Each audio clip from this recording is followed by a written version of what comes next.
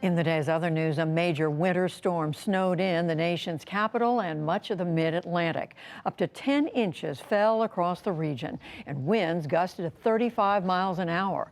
President Biden was stuck aboard Air Force One after returning to the D.C. area from Delaware until plows cleared a path for the stair lift.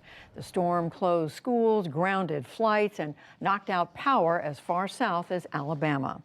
Despite the weather, the U.S. Senate returned today with Democrats demanding passage of voting rights legislation. Republicans have filibustered the package, forcing a 60-vote threshold for action. Majority Leader Chuck Schumer said that he will call for changing filibuster rules by January 17th. That's the Martin Luther King Jr. holiday. In a teleconference, House Speaker Nancy Pelosi echoed the appeal on voting rights.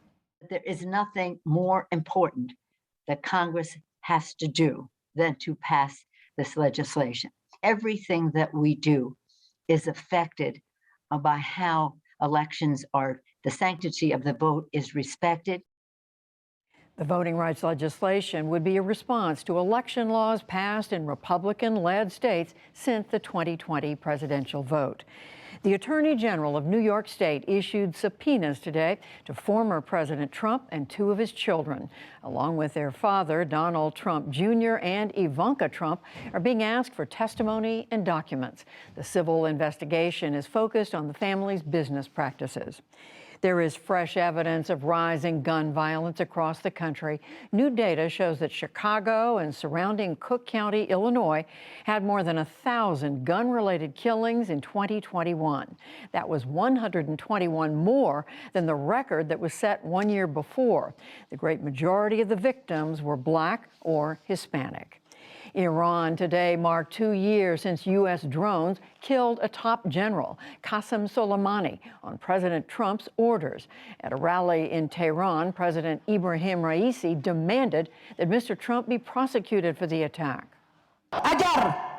If a mechanism for a fair trial of Donald Trump and the other criminals is prepared, and if they are punished for their shameful crimes, well, that's fine. If not, I'm telling all American leaders, don't doubt that the hand of revenge will come. Meanwhile, rebels in Yemen seized a ship from the United Arab Emirates in the Red Sea.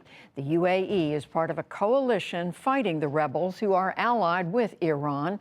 And in Iraq, troops shot down 2 armed drones at Baghdad International Airport. The words Soleimani's revenge were painted on one in Arabic. The U.S. urged Sudan's military today to restore civilian rule. That came a day after Prime Minister Abdallah Hamdok stepped down. Protests have continued since a military coup last October, and troops killed 2 more demonstrators on Sunday. Nearly 60 have died overall. In South Africa, the fire that destroyed part of the historic Parliament complex flared up again today. Flames appeared on the building's roof in the center of Cape Town. Officials are investigating the fire but have arrested and charged 1 man with arson. Back in this country, search teams in Colorado are still looking for 2 people missing from last week's wildfire disaster. A wind-fueled inferno burned nearly 1,000 homes and other buildings between Denver and Boulder. The cause of the fire remains unknown. Jurors in the Elizabeth Holmes fraud trial reported today that they are deadlocked on 3 of 11 counts. The presiding federal judge urged them to try again. Holmes is the former CEO of Theranos, accused of falsely claiming that her company had a breakthrough blood testing technology. And Wall Street started the new year on a high note. The Dow Jones Industrial Average gained 246 points to close at 36,585, a record. The Nasdaq rose 187 points. The S&P 500 added 30 and also reached a record close.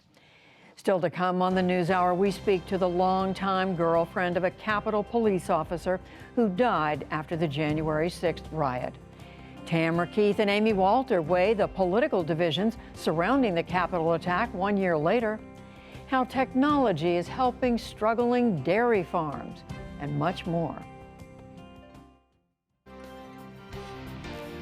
This is the PBS NewsHour from WETA Studios in Washington and in the West from the Walter Cronkite School of Journalism at Arizona State University.